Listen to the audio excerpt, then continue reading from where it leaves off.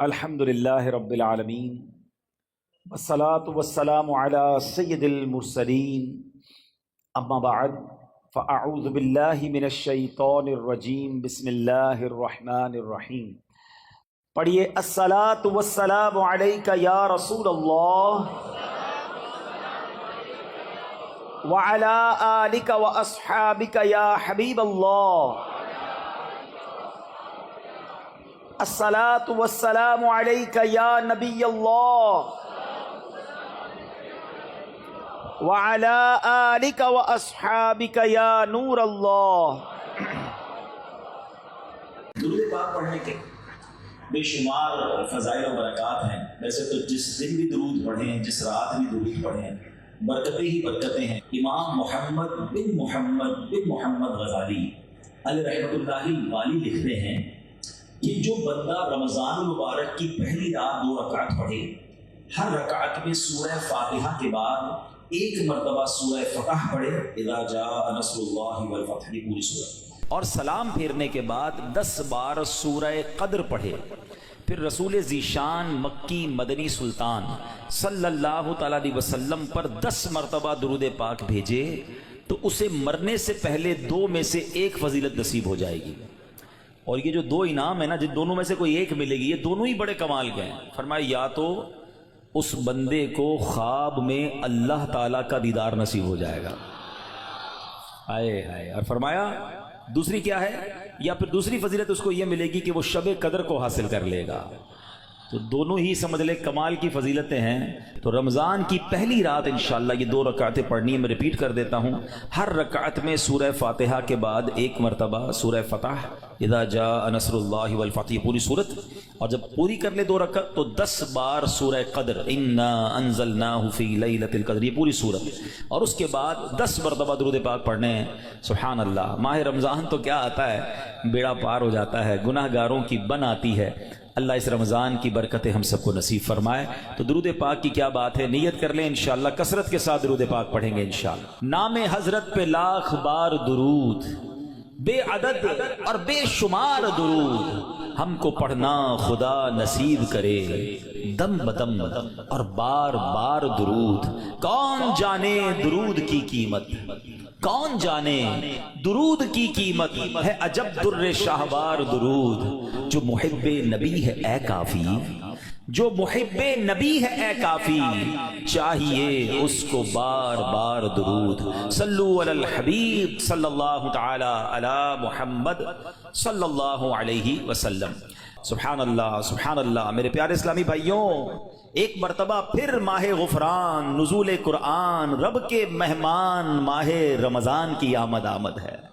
کچھ ہی دن کے بعد یہ اعلان ہوگا، مبارک ہو، ماہ رمضان المبارک کا چاند نظر آ گیا ہے۔ یہ اعلان سنتے ہی انشاءاللہ عاشقان رمضان کے دل خوشی سے جھوم اٹھیں گے، چہروں پر تازگی آ جائے گی، مسجدوں کی رونق بڑھ جائے گی، تراویح کا سلسلہ، فرض نمازیں، کوئی نوافل کی کثرت کر رہا ہوگا، کوئی تلاوت قرآن کا فیض اٹھا رہا ہوگا، سحر و افطار کی رونقیں ہوں گی۔ سبحان اللہ۔ کیا آپ جانتے ہیں رمضان مبارک کتنا عظیم مہینہ ہے؟ جی ہاں، وہ مہینہ تشریف لا رہا ہے جسے حدیث پاک میں سید الشہور یعنی تمام مہینوں کا سردار کہا گیا۔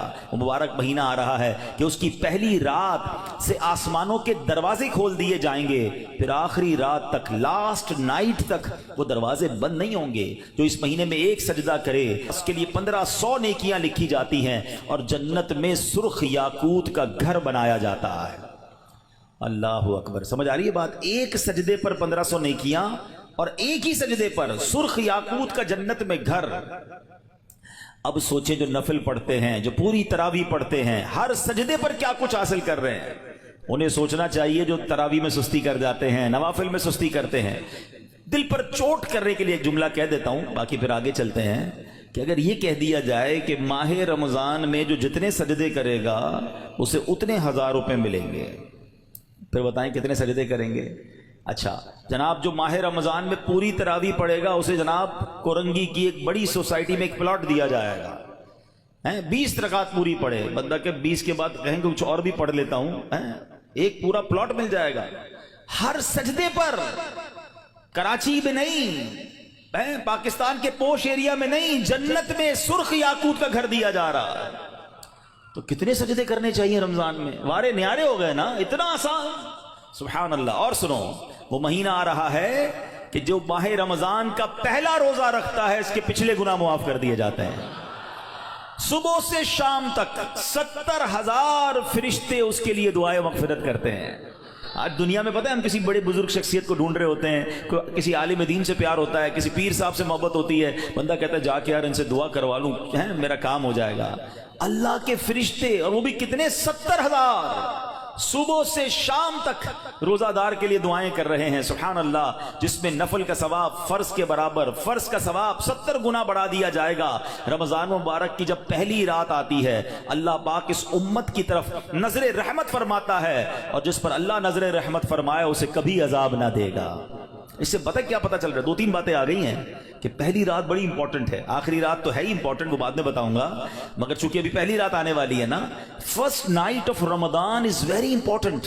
آپ نے سنا اس رات ہمیں یہ 2 رکعتیں پڑھنی ہیں. پھر فرمایا اس رات اللہ جس پر نظر رحمت فرمائے گا اس پر کبھی عذاب نہیں ہوگا. اور پھر کیا فرمایا کہ پہلی رات آسمانوں کے دروازے کھول دیے جاتے ہیں. سبحان اللہ. تو یہ خاص رات ہے. فرمایا اس مبارک مہینے میں بخشش کے پروانے بانٹے جائیں گے. کون سا وقت بڑا سینسٹیو ہے؟ جو افطار کا وقت ہے نا، یہ بڑا سینسٹیو ہے، بڑا حساس، بڑا خوبصورت وقت ہے. حدیث پاک میں آتا ہے جس کا مضمون ہے ہر روز افطار کے وقت 10 لاکھ گناہگاروں کی بخشش کی جائے گی. اور اس مبارک مہینے میں جتنے جمعے ہوں گے، فرمایا تب تو وارے نیارے ہو جائیں گے. جمعرات کی مغرب سے لے کر غروب آفتاب سے جمعے کے غروب آفتاب تک، یہ جو 24 آورز ہیں، یہ جو دن رات ہے، فرمایا ہر گھڑی میں 10 لاکھ گناہگار جہنم سے آزاد کر دیے جاتے ہیں. اور وہ بھی کون سے؟ جن پر جہنم واجب ہو چکی تھی، گناہوں کی وجہ سے جن پر جہنم واجب ہو گئی، وہ گناہگار بخشے جائیں گے. اللہ اکبر. اب سوچو یہ رمضان کیسا مہینہ ہے، اس کی کتنی خوشی ہونی چاہیے، کتنی پریپریشن ہونی چاہیے. افطار کا وقت تو اتنا نازک وقت ہے کہ 10 لاکھ بخشے جا رہے ہیں. ہم افطار میں کس کام میں لگے رہتے ہیں؟ بھائی سموسے آگے کے نہیں آئے، پکوڑے آگے کے نہیں آئے، شربت کہاں ہے، دہی بلے کہاں ہیں، فلاں چیز کہاں ہے. گھر میں ایک افراتفری مچی ہوئی ہوتی ہے. پلیز ٹرائی ٹو انڈرسٹینڈ، یہ افطار کا وقت مانگنے کا وقت ہے، گر گڑانے کا وقت ہے، آنسو بہانے کا وقت ہے کہ مولا آج 10 لاکھ بخشے جا رہے ہیں. ان بخشے جانے والوں میں میرا بھی نام لکھ دے. کاش سارے اپنے گھر والوں کو بھی کہہ دیا کرو کہ چھوڑ دیں کچن کے کام، ہم بیٹھ جائے، جو ہو گیا تیار ٹھیک ہے. یہ آخری 10-15 منٹ. اور سبحان اللہ، کراچی والوں کو تو اور فائدہ یہ ہے کہ عین اسی وقت عالمی مدنی مرکز میں ایک عجب سما ہوتا ہے، ایک آنسوؤں کی برسات ہے، ایک دعاؤں کا سلسلہ ہے. ہمارا تو ٹائم بھی میچ ہوتا ہے نا، پنجاب والے یا دنیا کے دوسرے ملکوں والوں کا وہ افطار کا وقت نہیں ہوتا، ہمارا تو ایگزیکٹ افطار کا وقت وہی ہوتا ہے. تو کیا ہی اچھا ہو کہ باپ بھی بیٹھا ہو، ماں بھی بیٹھی ہو، بچے بھی بیٹھے ہوں اور ہاتھ اٹھے ہوئے ہوں، اللہ کی بارگاہ میں التجائیں ہوں، اے اللہ ہمارا گھرانہ تیرے دربار میں حاضر ہے، اے اللہ افطار کا وقت ہے، 10 لاکھ بخشے جائیں گے. اس بخشے جانے والوں میں ہماری فیملی کا، ہمارے گھر بار کا نام لکھ دے. اے میرے اسلامی بھائیوں، کچھ ایسا انتظام گھر میں کریں کہ 10-15-20 منٹ پہلے آپ سارے کاموں سے فارغ ہو جائیں، اب دعاؤں میں گزاریں. افطار سے پہلے بھی دعا کریں، مگر جو خاص مقبولیت کی گھڑیاں ہیں وہ عین افطار کے بعد ہیں. افطار میں لگ جاتے ہیں ہم، کوئی کھجور کھا لی، پانی پی لیا، دوبارہ ہاتھ اٹھائیں، دوبارہ مانگیں. یہ وقت ہے مانگنے کا، یہ قبولیت کی گھڑیاں ہیں. اللہ کرے کہ ہم ان لمحات کو پراپر انداز میں، صحیح انداز میں گزارنے میں کامیاب ہو جائیں. اپنے دل میں خوشی داخل کیجئے، پریپریشن کیجئے، تیاری کیجئے. آپ کے گھر پہ جیسا مہمان آتا ہے آپ ویسی تیاری کرتے ہیں نا. کوئی دور کا مہمان، نارمل مہمان، آپ نارمل سی تیاری کرتے ہیں.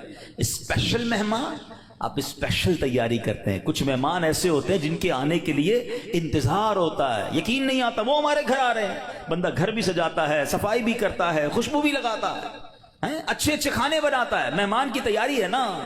تو رمضان یہ رب کی طرف سے ہمارے لیے مہمان آ رہا ہے، ہماری بخشش کروانے آ رہا ہے.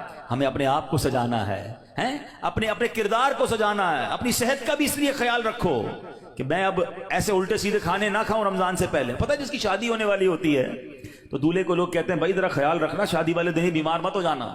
1 ہفتہ پہلے سے احتیاط کرواتے ہیں، زیادہ سفر نہیں کرواتے، زیادہ تھکن والا کام نہیں کرواتے. تو کیا ہی اچھا ہو کہ ماہ رمضان سے پہلے ہم اپنی صحت کا خیال رکھیں، تھوڑا سا ریسٹ کریں. مجھے روزے رکھنے ہیں، مجھے انشاءاللہ تراویحیں پڑھنی ہیں. اپنے کام کاج کو ماڈیفائی کریں. آپ بہت بیزی رہتے ہیں کاروبار میں، نوکری میں، تو کوشش کریں کہ کوئی ایسی ترتیب بنائے کہ میرا کچھ کام کم ہو جائے تاکہ میں روزے رکھ سکوں، میں عبادت کر سکوں. ساری زندگی پڑی ہے کام کرنے کے لیے. لیکن عجیب بات پتہ ہے کیا ہے؟ اس وقت دو قسم کی تیاریاں ہو رہی ہیں. ہوں گے کچھ نیک لوگ جو انشاءاللہ عبادت کی تیاریاں، تلاوت کی تیاریاں، خوب روزے، تراویح اور اس کے بارے میں سوچ رہے ہوں گے. مگر کچھ لوگ وہ ہیں جو اس وقت اسٹاک جمع کر رہے ہوں گے، کاروبار کیسے چمکانا ہے، کون سی آئٹم کا ریٹ بڑھ جائے گا. وہ کاروباری لوگ پیسے کمانے کی تیاری کر رہے ہوں گے. کچھ گھر والے وہ ہوں گے جو یہ سوچ رہے ہوں گے بھئی رمضان میں پکانا کیا ہے، کھانا کیا ہے، کون سی آئٹم لینی ہے. رمضان کھانے پینے کے لیے نہیں آتا. اچھا ویسے بڑی عجیب بات ہے، ذرا سوچیں آپ کہ ماہ رمضان میں ہم روزے رکھتے ہیں. لاجیکلی تو سمجھ یہ آتا ہے کہ ہمارا وزن تھوڑا کم ہو جانا چاہیے، ہم تھوڑے سمارٹ ہو جائیں. مگر کئی لوگ وہ ہیں جن کا رمضان میں وزن بڑھ جاتا ہے.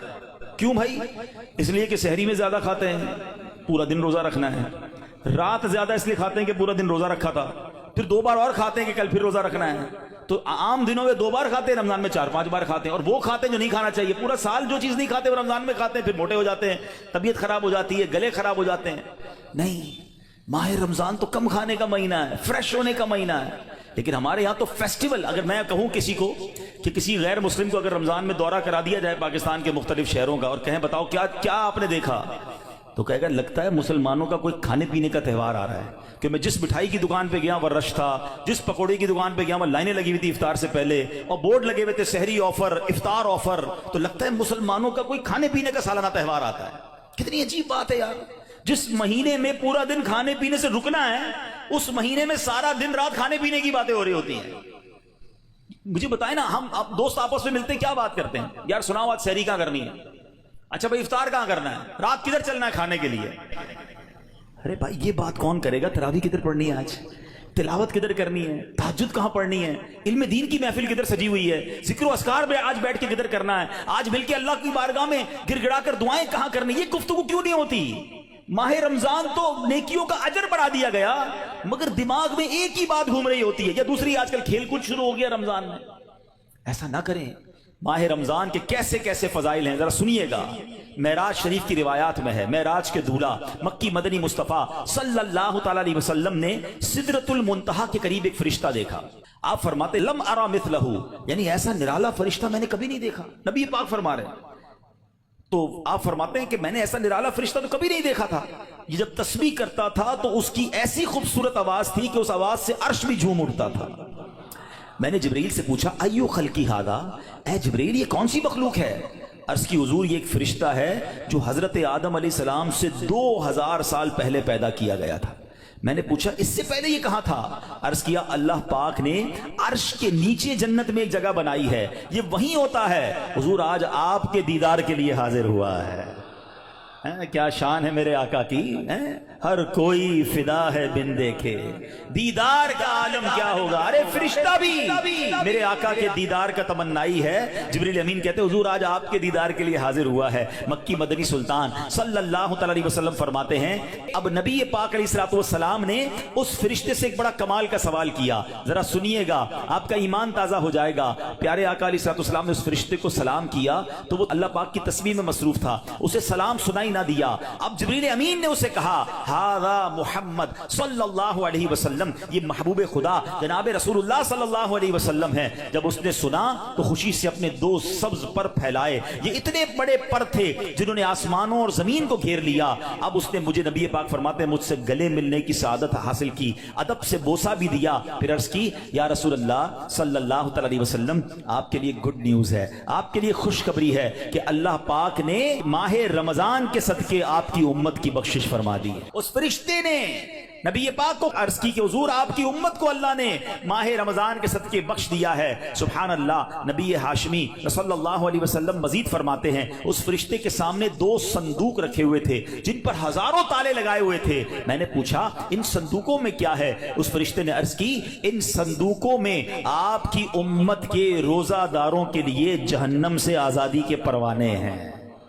آئے ہائے، ہماری مغفرت کا انتظام پہلے ہی رب نے فرما دیا ہے۔ کاش ہم ماہ رمضان کے قدردار بن جائیں۔ اے گناہ گاروں، تمہاری سمجھ لو بات بن آئی ہے، عاصیوں کی مغفرت کا لے کر آیا ہے پیام۔ جھوم جاؤ مجرموں، رمضان ماہ غفران ہے۔ بھائیوں بہنوں، کرو سب نیکیوں پر نیکیاں، پڑ گئے دوزخ پہ تالے، قید میں شیطان ہے۔ اللہ اکبر۔ تو اے میرے پیارے اسلامی بھائیوں، یہ اس قدر مبارک مہینہ ہے کہ اللہ کریم اس مہینے میں رحمتوں اور برکتوں کے دروازے کھول دیتا ہے۔ اس مہینے میں مغفرتوں کے انتظام ہو گئے ہیں۔ اللہ کرے کہ ہم ماہ رمضان کی قدر کرنے والے بن جائیں۔ رب عز و جل قرآن مجید میں اس ماہ مبارک کے بارے میں فرماتا ہے۔ ماہ رمضان کی آپ اہمیت کا اندازہ اس بات سے بھی لگائیں کہ پورے قرآن میں صرف ایک ہی مہینے کا ذکر ہے، اور وہ مہینہ کون سا ہے؟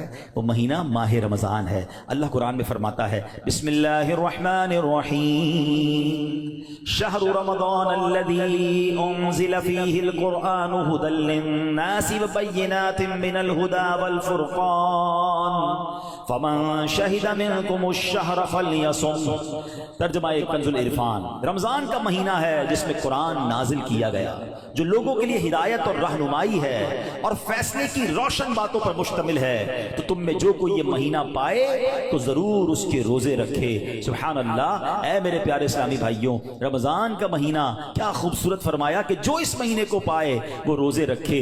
پیارے اسلامی بھائیوں، رمضان المبارک کی شان کیسی ہے؟ جس کو بھی رمضان ملتا ہے نا، اس کو گویا لاٹری لگتی ہے۔ میں آپ کو واقعہ سناتا ہوں، بہت امیزنگ واقعہ ہے۔ پیارے آقا علیہ الصلوۃ والسلام کی بارگاہ میں بڑے صحابی ہیں، بلند مرتبہ صحابی ہیں، حضرت طلحہ بن عبید اللہ رضی اللہ تعالیٰ عنہ فرماتے ہیں کہ ایک مرتبہ دو شخص نبی پاک کی بارگاہ میں ایک ساتھ آئے، دونوں نے کلمہ پڑھا، صحابی ہونے کا درجہ حاصل کر لیا، بڑے نیک اور پرہیزگار تھے، اور ان میں سے ایک عبادت اور ریاضت میں بہت زیادہ محنت کرتے تھے۔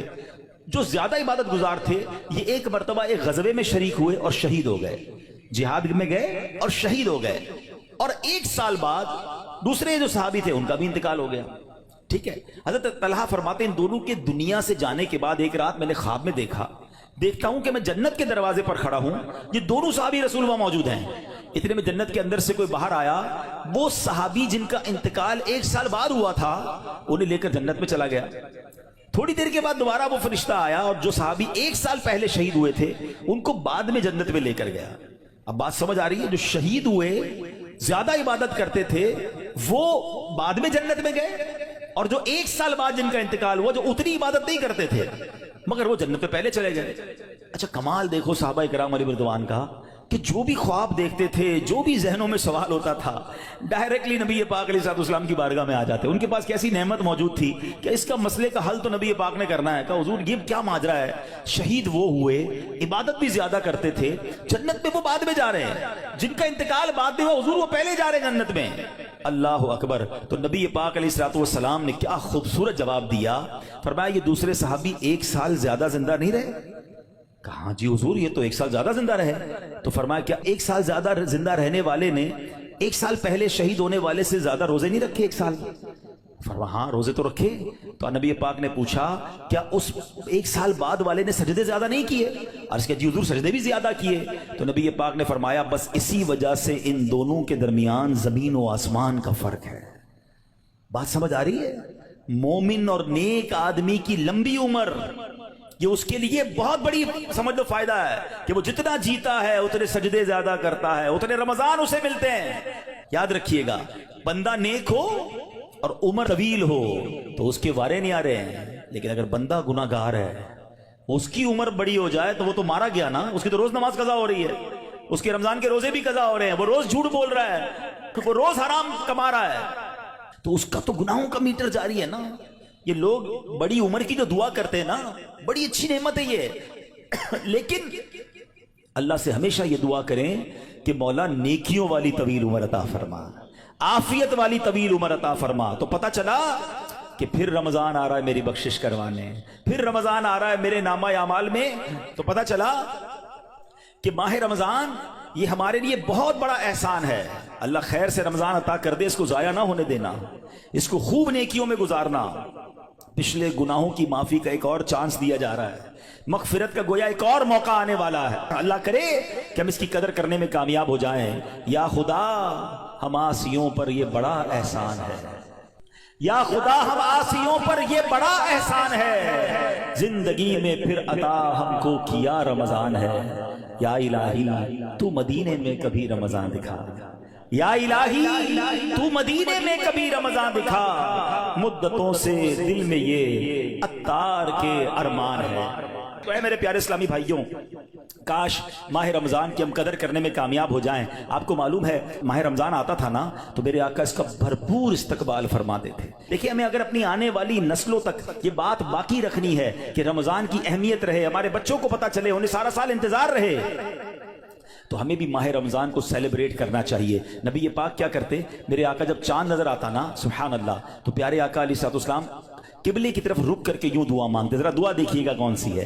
آقا کی دعا کیا ہوتی، اللہم اہلہ علینا بالامن والامانہ والسلامۃ والعافیۃ المجللۃ ودفاع الاسقام والعون علی الصلاۃ والصیام والقیام وتلاوۃ القرآن، اللہم سلمنا لرمضان وسلمہ منا حتی ینقضی وقد غفرت لنا ورحمتنا وعفوت عنا۔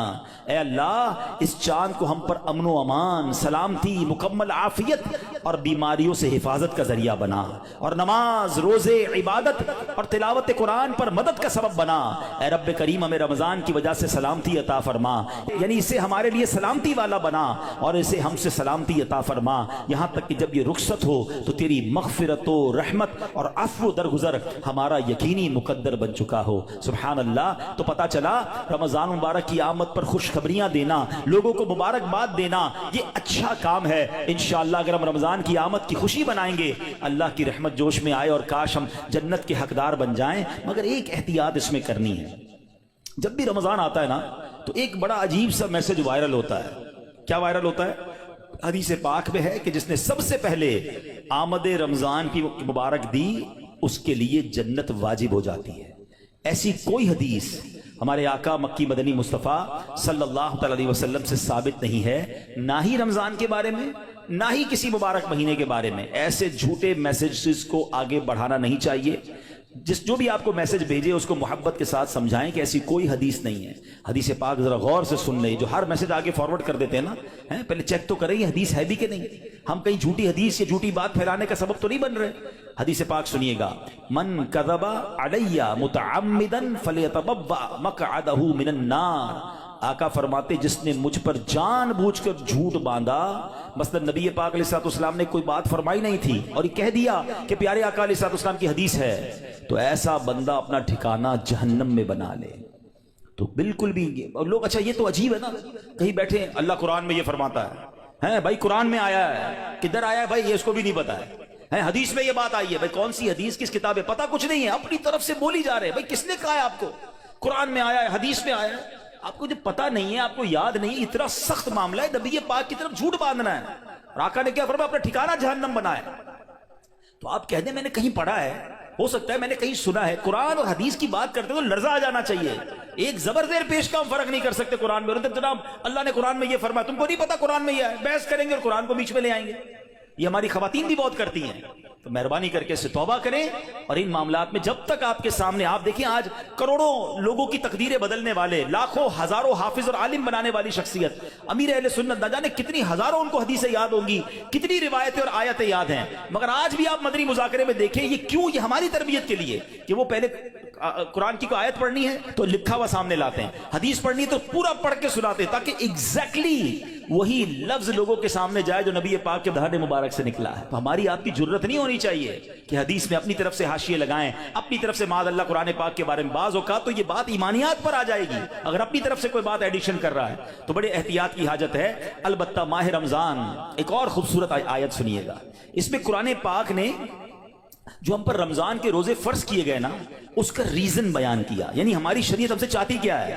روزے تو ہم برسوں سے رکھ رہے ہیں، بچپن سے روزے رکھ رہے ہیں، کئی ایسے یہاں ایسے ہوں گے، لیکن اس روزے سے میں حاصل کیا کرنا ہے؟ قرآن کیا فرماتا ہے سنو، اللہ قرآن میں فرماتا ہے یا ایھا الذین آمنوا کتب علیکم الصیام کما کتب علی الذین من قبلکم، اے ایمان والو تم پر روزے فرض کیے گئے جیسے تم سے پہلے لوگوں پر فرض کیے گئے تھے، مگر آگے ریزن بتایا گیا کیوں کیے گئے، لعلکم تتقون، قرآن کہتا ہے تاکہ تم پرہیزگار بن جاؤ۔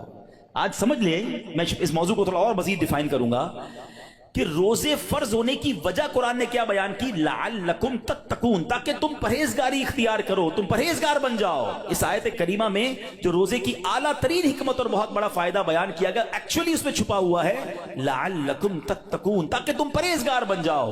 اے میرے پیارے اسلامی بھائیوں، پتہ چلا کہ مبارک مہینہ ہے جس میں ہمیں تقوی حاصل کرنا ہے۔ آپ نے علماء کرام کا بیان سنا ہوگا، وہ بعض علماء کہتے ہیں الحمدللہ رب العالمین والعاقبۃ للمتقین۔ اس کا معنی پتہ ہے؟ اے ہائے، یقین کریں کبھی کبھی خطبہ ہی ہلا دیتا ہے یہ جملہ اگر سمجھ آ جائے نا کہ تمام تعریفیں اس رب کے لیے ہیں جو عالمین کا رب ہے، والعاقبۃ للمتقین، جو آخرت ہے نا، جو بعد والی زندگی ہے وہ ہے ہی متقین کے لیے، تو ہم کدھر جائیں گے؟ اگر ہم متقیوں میں نہیں ہیں تو پھر ہمارا کیا بنے گا؟ اب ذرا غور کیجئے، تقوی یہ بڑی کمال کی نعمت ہے، آسان نہیں ہے، مگر سبحان اللہ رمضان کا روزہ جو ہے وہ ہمیں متقی بنانے آیا ہے۔ قرآن کہتا بھی یہی ہے لعلکم تتقون، تاکہ تم پرہیزگار بن جاؤ، متقی بن جاؤ۔ سبحان اللہ، تقوی کتنی بڑی دولت ہے۔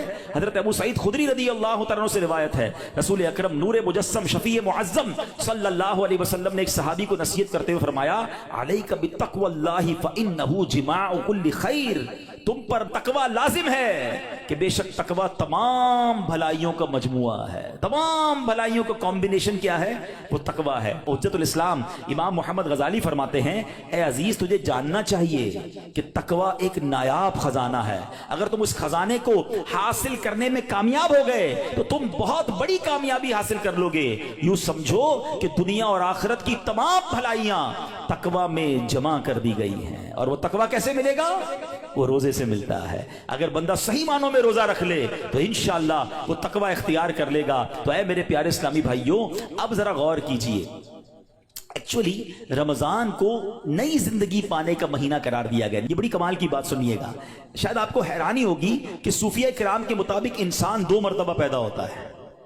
ہر انسان، صوفیہ کرام کہتے ہیں 2 مرتبہ پیدا ہوتا ہے۔ پہلی ولادت تو وہ مشہور ہے جب ہم دنیا میں آئے، کوئی 30 سال پہلے آیا، کوئی 40 سال، ڈیٹ آف برتھ ڈے بناتے نا، وہ تو پہلی ولادت ہے۔ فرمایا دوسری ولادت وہ ہوتی ہے کہ جب بندہ دل کی پاکیزگی حاصل کر لیتا ہے، جب بندہ باطنی بیماریوں سے، حرص، لالچ، ہوس، دنیا کی محبت، تکبر، خود پسندی سے اپنے آپ کو پاک کر لیتا ہے، یہ اس کی دوسری ولادت ہوتی ہے۔ یعنی زندگی میں ایک موقع ملتا ہے بدلنے کا، ٹرن اراؤنڈ ہونے کا، اپنے آپ کو سدھارنے کا، سچی توبہ کرنے کا۔ ایک بار پھر رمضان آ رہا ہے، آؤ دوبارہ جی لیتے ہیں، آؤ دوبارہ بدل جاتے ہیں، آؤ اپنے رب سے دوستی کر لیتے ہیں۔ جو زندگی گزری ہمیں سب کو معلوم ہے کیسی گزری، کیوں نہ یہ رمضان اپنے آپ کو بدلنے کا مہینہ بنا دیں۔ اللہ نے پھر موقع دے دیا ہے۔ اے میرے پیارے اسلامی بھائیو، اس بات کو اس طرح سمجھیے، ایک بزرگ بڑی عمر کے تھے، ان کی عمر 60 یا 70 سال تھی، بال بھی سفید تھے۔ کسی نے کہا حضور آپ کی عمر کتنی ہے؟ کہتے 4 سال۔ کہا حضور کیوں مذاق کر رہے ہیں، اتنی بڑی عمر ہے، آپ کے تو اپنے پوتے پوتیاں ہوں گی، آپ کہہ رہے ہیں 4 سال عمر ہے۔ کہتے ہیں بات یہ ہے کہ عمر تو بہت زیادہ ہے، بس توبہ کیے ہوئے 4 سال ہی ہوئے ہیں، اللہ سے دوستی کیے ہوئے 4 ہی سال ہوئے ہیں، باقی زندگی تو کھیلوں میں، گناہوں میں گزار دی ہے۔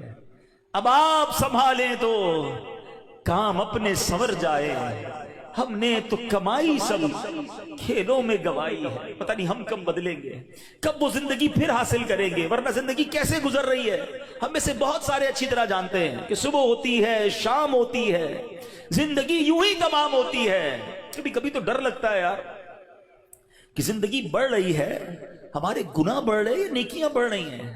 کبھی سوچے تو صحیح، کوئی بیلنس شیٹ تو بناؤ کہ ہر گزرنے والا دن ہم اپنی موت کے قریب ہو رہے ہیں۔ یہ جو برتھ ڈے پر خوشی مناتے ہیں ان کو سوچنا چاہیے، میں نہیں کہتا ناجائز ہے، لیکن جس کی 20 سال کا ہو گیا، 25 سال، 30 سال، آپ سمجھ رہے ہیں آپ آگے بڑھ رہے ہیں، آپ موت کے قریب ہو رہے ہیں، ایک زندگی کا سال کم ہو رہا ہے، ہر گزرنے والا دن ہم قبر کے قریب ہو رہے ہیں۔ عقل کیا کہتی ہے کہ جو قبر کے جتنا قریب ہوتا جائے اسے نیکیاں اور بڑھانی چاہیے، مگر ہمارا تو ماجرا ہی الگ ہے۔ اعلیٰ حضرت کہتے ہیں نا، نفس یہ کیا ظلم ہے جب دیکھو تازہ جرم ہے، نفس یہ کیا ظلم ہے جب دیکھو تازہ جرم ہے، نہ تمہاں کے سر پہ اتنا بوجھ بھاری، واہ واہ، روز جرم، روز گناہ، روز خطائیں، ہمارا بنے گا کیا؟ تو کتنی کمال کی بات بزرگ نے کہی کہ میری عمر تو 4 سال ہے، کیونکہ اس سے پہلے والی زندگی تو میں شمار ہی نہیں کرتا ہوں، توبہ کی ہے, نمازیں شروع کر دی ہیں, اللہ کو راضی کرنے والے کام شروع کیے, یہی میری اصل زندگی ہے. تو اے میرے پیارے اسلامی بھائیوں, کاش ہمیں یہ بات سمجھ آ جائے اور ہم توبہ کرنے والے بن جائیں. اللہ پاک کے نبی حضرت عیسیٰ علیہ نبینا علیہ السلام کا فرمان ہے, لن یلج ملکوت السماوات من لم یولد مرتین, یعنی جو بندہ 2 مرتبہ پیدا نہیں ہوتا وہ آسمانی بادشاہت میں داخل نہیں ہو سکتا. یہ بزرگوں کے اقوال ملتے ہیں کہ دوسری زندگی کب ملی تمہیں؟ توبہ کے بعد والی زندگی, اللہ سے دوستی والی زندگی. اے شراب پینے والو, اے نماز قضا کرنے والو, اے حرام کام کرنے والو, اے چھپ چھپ کر گناہ کرنے والو, اے چوری کرنے والو, اے ڈاکہ ڈالنے والو, اے ماں باپ کو ستانے والو, کب تک گناہ کرو گے؟ آؤ وہ مہینہ آ رہا ہے جس مہینے میں ہمیں رب سے دوستی کرنی ہے, جس مہینے میں ہمارے دشمن, ارے ہمیں بہکاتا کون ہے؟ ابلیس نا, شیطان. اسی شیطان کو تو رمضان میں بند کر دیا جاتا ہے. کتنا ہمارے لیے کام آسان ہو گیا, بہکانے والا ہی بند ہے. اب تو توبہ کر لو, اب تو رب سے دوستی کر لو, اب تو اپنی لائف کو ریوائیو کر کے نشاط ثانیہ ایک نئی زندگی حاصل کر لو کہ چلو اس رمضان سے پہلے والی زندگی دوسری, اور اب زندگی الگ ہے. اب اللہ کی رضا والی زندگی, اب سجدوں والی, اب نماز والی, اب حلال والی زندگی ہوگی. آپ نے 2 صحابی کے واقعات سنے, 1 سال زندہ رہے زیادہ, وہ شہید سے آگے بڑھ گئے کیونکہ وہ 1 سال انہوں نے سجدوں میں, نمازوں میں, روزوں میں گزارا. ہمارا ہر سال ہمارے نہ جانے کتنے گناہوں میں اضافہ کرتا ہوگا. ہمیں یہ غور کرنا چاہیے. کاش اب زندگی کو بدلنے میں کامیاب ہو جائیں. حدیث پاک میں فرمایا, ان لکل شیء بابا وان باب العبادۃ الصیام, بے شک ہر چیز کا دروازہ ہوتا ہے اور روزہ عبادت کا دروازہ ہے. تو ہے میرے پیارے اسلامی بھائیوں, کاش ہم روزے کی اہمیت کو سمجھیں. ہمارا ایک اور بڑا پرابلم ہے, ہم نے روزے کا نام بس بھوکا پیاسا رہنے کو سمجھ لیا ہے. لوگ جناب ہمارے ہاں تو ایسے بھی لوگ پائے جاتے ہیں, بات آپ کو عجیب لگے گی. میں بہت چھوٹا تھا, ہمارے علاقے میں جو لوگ ساری رات جاگتے ہیں, تو ایک صاحب کے بارے میں کسی نے عذرائے مذاق کہا کہ یہ صاحب بھونپو تو بھونپو روزہ رکھتے ہیں. میں نے کہا یہ کون سا روزہ ہوتا ہے؟ ہم جب چھوٹے تھے, اب تو پتہ نہیں وہ سائرن بجتے ہیں, بھونپو کہتے تھے اس کو, سحری کا سائرن تو افطار کا سائرن. میں نے کہا یہ کون سا روزہ ہے؟ تو ساری رات جاگتے ہیں, سحری کر کے سو جاتے ہیں اور اب افطار میں جا کے اٹھتے ہیں. تو نہ ظہر پڑی, نہ عصر پڑی, مغرب کا بھی پتہ نہیں ہے. یہ کون سا روزہ ہے؟ صرف کیا بھوکا پیاسا ہی رہنا ہے؟ فلمیں ڈرامے دیکھ رہے ہیں لوگ, موبائل پہ گیمز چل رہی ہیں, میوزک چل رہا ہے. ہم کیوں رمضان کی نہیں سمجھ رہے؟ روزہ کس چیز کا نام ہے؟ دیکھو یہ کیسے بندے کو پلٹا دیتا ہے اگر صدق کے دل کے ساتھ روزہ رکھا جائے. حضرت شیخ ابو بکر شبلی کا واقعہ سنیے گا. کہتے ہیں اپنی زندگی کا ایک حیرت انگیز واقعہ بیان کیا آپ نے.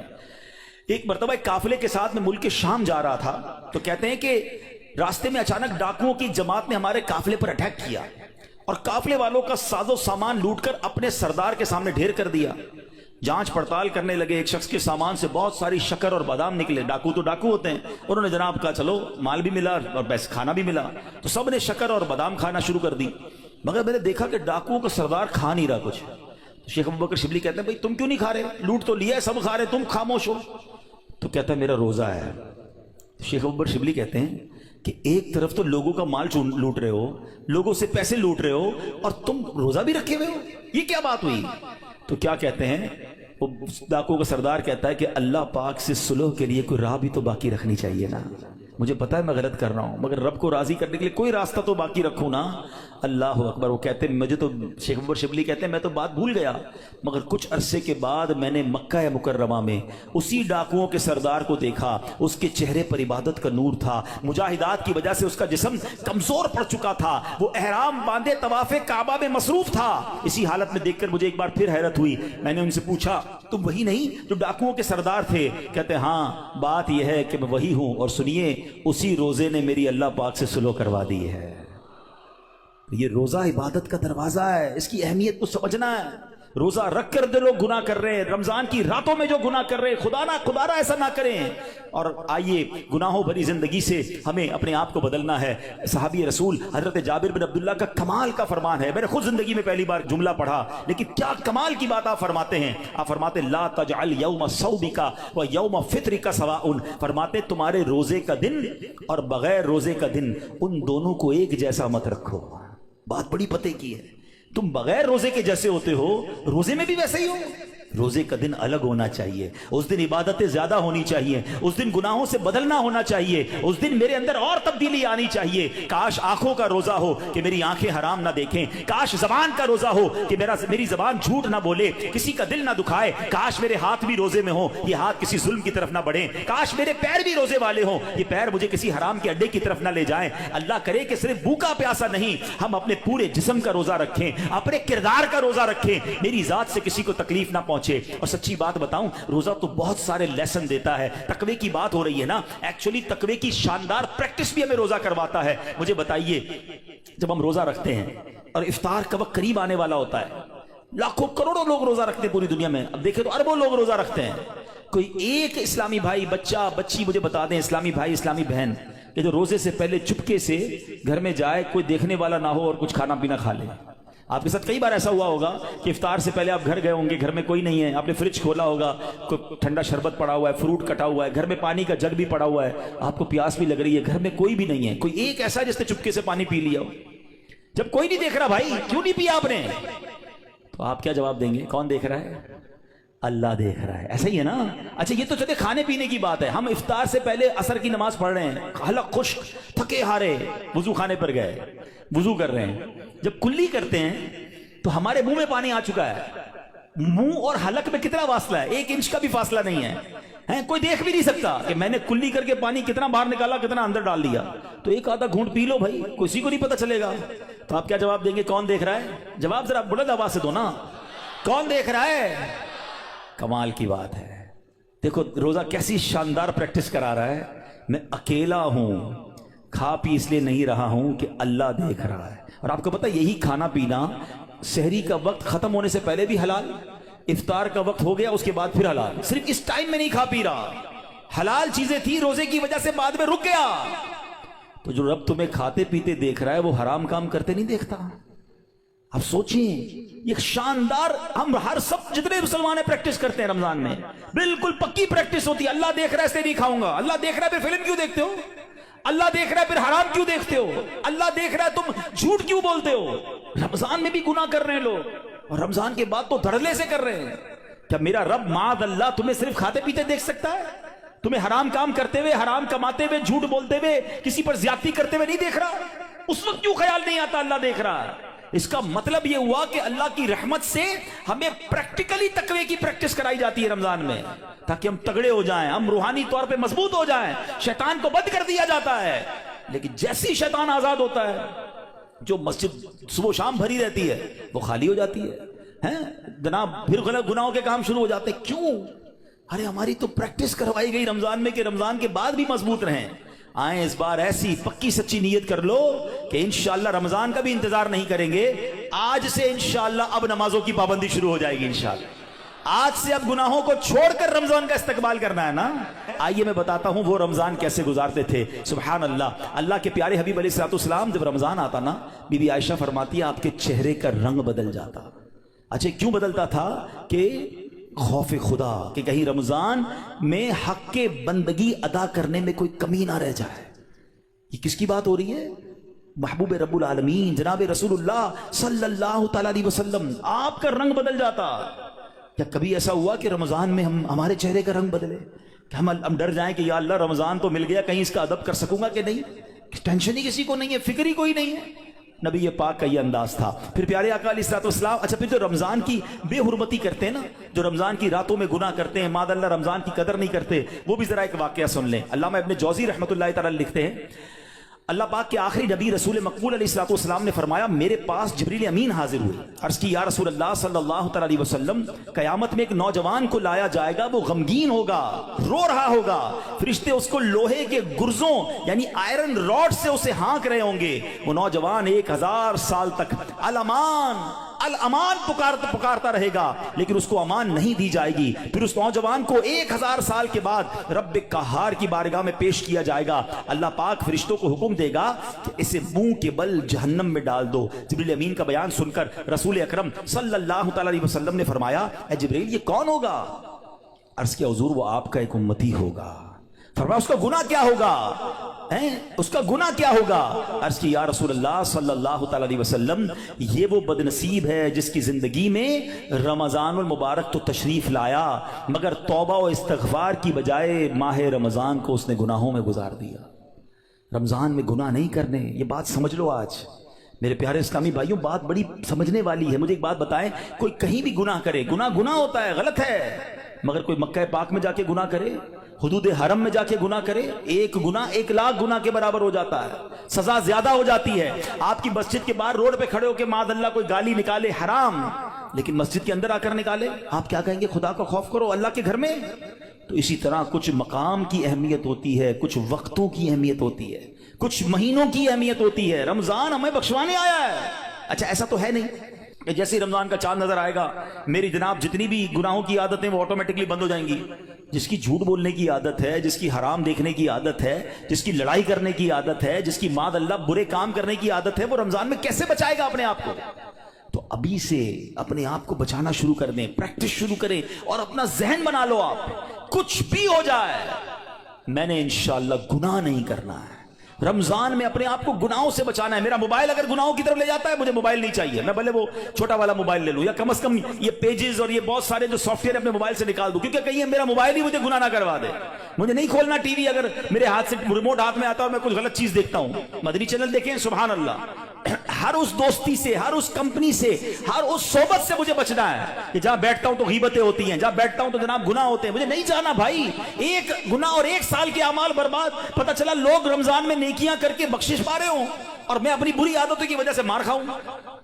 ये बहुत सख्त अजाब है। देखिए, आपने सुना ना कि 1000 साल तक वो अलमान अलमान पुकारता रहेगा, मगर उससे उसकी पुकार नहीं सुनी जाएगी। उधारा ये महीने में कदर करनी है। ये महीना मेरी और आपकी बख्शिश के लिए आया है। ये हमारे अमाल नामे को बहुत ज्यादा इंशाअल्लाह इंप्रूव करने के लिए आया है। अल्लाह करे कि हम इस महीने के बारे में सोचें। एक और अंदाज मेरे आका का क्या था, बीबी आयशा सिद्दीका रदी अल्लाह तआला अन्हा फरमाती हैं, जब रमजान का महीना तशरीफ लाता तो प्यारे आका अलैहिस्सलाम इबादत पर कमर बांध लिया करते हैं। नबी पाक इबादत तो वैसे भी बड़ी फरमाया करते थे, मगर रमजान में स्पेशल मेरे आका अलैहिस्सलाम और ज्यादा इबादत करते, नवाफिल बढ़ा देते, जिक्र अस्कार बढ़ा देते, दुआएं बढ़ा देते। तो हमें भी रमजान में प्लान करना है कि मैंने इंशाल्लाह तिलावत कुरान करनी है, मैंने रमजान में इतने नवाफिल पढ़ने हैं, मैंने इंशाल्लाह इतने दुरूद पढ़ने हैं, मैंने आप फजूल कामों से बचने लग जाएं, आपकी वैसे ही टाइम में बड़ी बरकत हो जानी है। अच्छा, रमजान मुबारक में प्यारे आका का एक और अंदाज, नबी पाक रमजान में 20 रकात तरावी पढ़ते थे।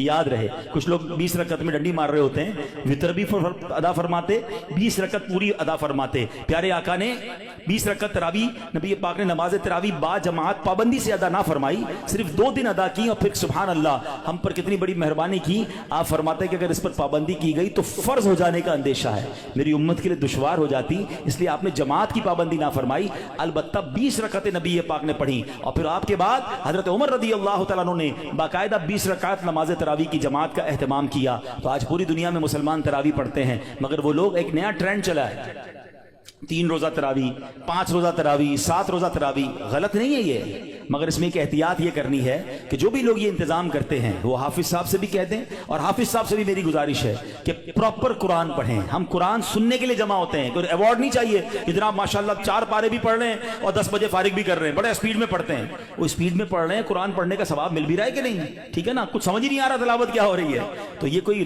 रेस नहीं लगी हुई, अल्लाह का कलाम है, इसके आदाब हैं, इसकी जनाब कोई तरीक़ेकार है, इसके प्रोनाउंसिएशंस हैं। बाज़ औक़ात मखारिज की गलती और सही तरीके से ना पढ़ना सवाब की बजाय गुनाह होता है। तो पढ़ने वाले भी एहतियात करें और ऐसी जगह ही जाकर पढ़ें कि जहां सही मानों में सही तलफ़्फ़ुज़ के साथ तिलावत होती हो। लेकिन अगर कोई 3 रोजा, 5 रोजा, 7 रोजा तरावी पढ़ता है, ठीक है, अगर सही तिलावत हुई और आपकी नमाज हो गई, ओके, आशिकाने रसूल के साथ आपने पढ़ी, माशाअल्लाह। लेकिन इसका मतलब ये नहीं कि आपने 3 रोजा खत्म कुरान कर लिया, 5 रोजा खत्म कुरान कर लिया, पूरा महीना छुट्टी हो गई।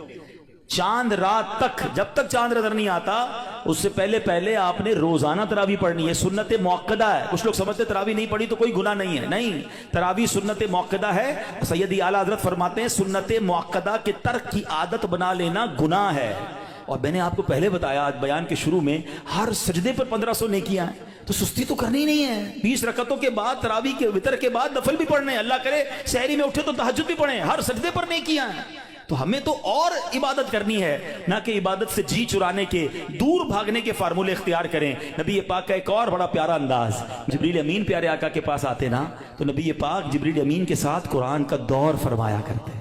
ہائے ہائے ہائے، ہم میں سے بہت سارے وہ لوگ ہیں جو تلاوت کرتے ہیں، اچھی بات ہے، مگر یہ دور والی سنت بھی عمل ہونی چاہیے ہے۔ دو دوست بیٹھ جائیں، میں پہلے آپ کو قرآن سناتا ہوں پھر آپ سنائیں، اللہ کرے زبانی یاد ہو تو زبانی سنائیں، ورنہ پڑھ کے سنا دیں۔ گھر میں میاں بیوی کر سکتے ہیں، باپ بیٹا کر سکتے ہیں، بھائی بہن، پردے کے جو بھی معاملات فیملی کے ہیں وہ دیکھ کر اگر گھر میں بھی اپنے ساتھ بیٹھ کر دور کریں اور یاد کریں وہ کیسا منظر ہوگا جب جبریل امین اور نبی پاک قرآن کا دور فرمایا کرتے۔ اور ایک خاص کام نبی پاک کا یہ ہوتا کہ رمضان میں، ویسے تو میرے آقا سے بڑھ کر سخی کون ہے، مگر رمضان میں میرے آقا خوب سخاوت فرماتے، ہر آنے والے کو عطا فرماتے۔ راوی لکھتے ہیں ایسی سخاوت ہوتی کہ جیسے تیز آندھی چلتی ہے اس سے زیادہ نبی پاک کی سخاوت جو ہے وہ جاری رہتی۔ تو ہمیں بھی چاہیے کہ ماہ رمضان میں ہم سخاوت کریں، اپنے دسترخوان کو بھی وسیع کریں، اور لوگوں تک بھی جناب جو مسلمان پریشان ہیں ان تک جناب آپ مدد پہنچائیں، یہاں جس سے جتنا بن سکے۔ ایک بات یاد رکھیے گا، جب بھی بات سخاوت کی آتی ہے نا تو ذہنوں میں یہ بات آتی ہے کہ جناب یہ تو امیروں کا کام ہے، یہ بھول ہے ہماری۔ سخاوت جو ہے نا وہ ایکچولی دل کی غنا کا نام ہے۔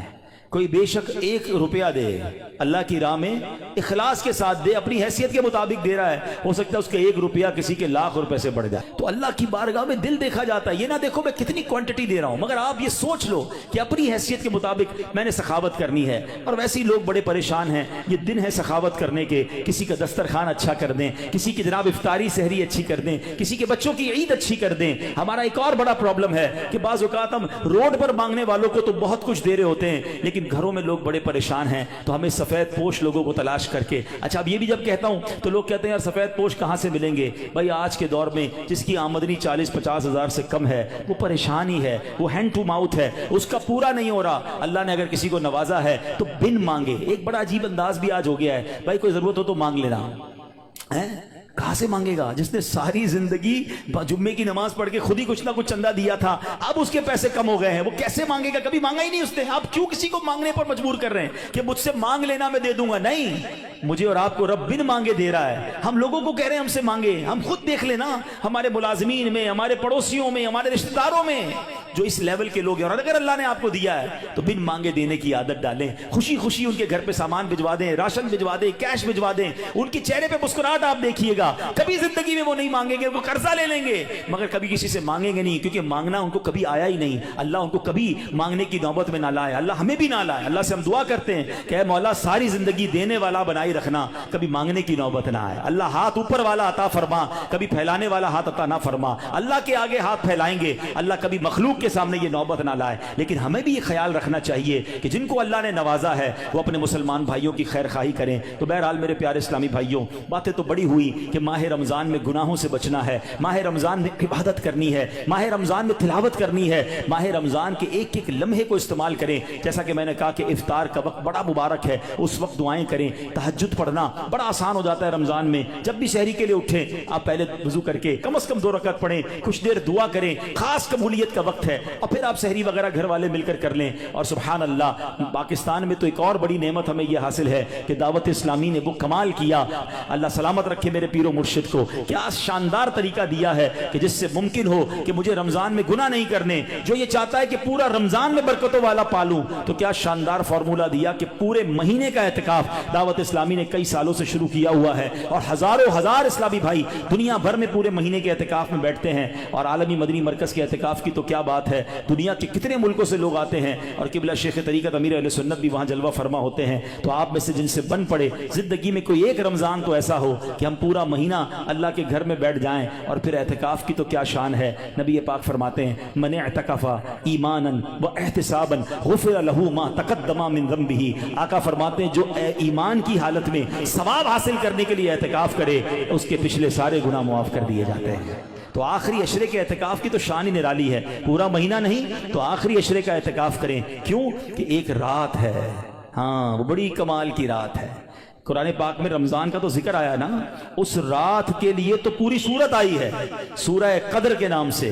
ہمارے آقا کتنے مہربان ہیں، یہ نہ فرمایا کہ پورے سال میں کبھی بھی لیلۃ القدر آ جائے، پورا سال ڈھونڈنا پڑتی، یہ بھی نہ فرمایا کہ پورے رمضان میں کوئی بھی رات لیلۃ القدر ہے تلاش کرو، پورا مہینہ ڈھونڈنا پڑتا۔ فرمایا رمضان کے آخری عشرے کی 5 طاق راتوں میں سے ایک رات لیلۃ القدر ہے، اسے تلاش کر لو، حدیث کا مضمون ہے۔ تو پھر اسی لیے اعتکاف کیا جاتا ہے کہ 10 دن اگر ہم مسجد میں ہیں تو جو بھی رات شب قدر ہوگی وہ ہمیں حاصل ہو جائے گی۔ تو ممکن ہو سکے تو رمضان کے آخری عشرے کا اعتکاف کر کے لیلۃ القدر کی برکتیں حاصل کریں۔ رب کریم سے پھر دعا ہے، اے مولا ہمیں صحت کے ساتھ عافیت کے ساتھ ماہ رمضان نصیب فرما، پورے روزے رکھنا نصیب فرما، پوری تراویح پڑھنا نصیب فرما، اور جو بخشے جائیں اے اللہ ان بخشے ہوں کے صدقے ہم گناہ گاروں کی بھی بخشش فرما۔ الحمدللہ ماہ رمضان میں لوگ اپنی زکوٰۃ اپنے عطیات دیتے ہیں، پہلے اپنے غریب رشتہ داروں کا خیال رکھیں، اور اس کے بعد میری گزارش ہے عاشقان رسول کی عظیم تحریک دعوت اسلامی، وہ تنظیم جس نے دنیا بھر میں کمال کر دکھایا ہے، لاکھوں لاکھ حافظ قرآن اور جناب ناظرہ قرآن پڑھنے والے فارغ کیے،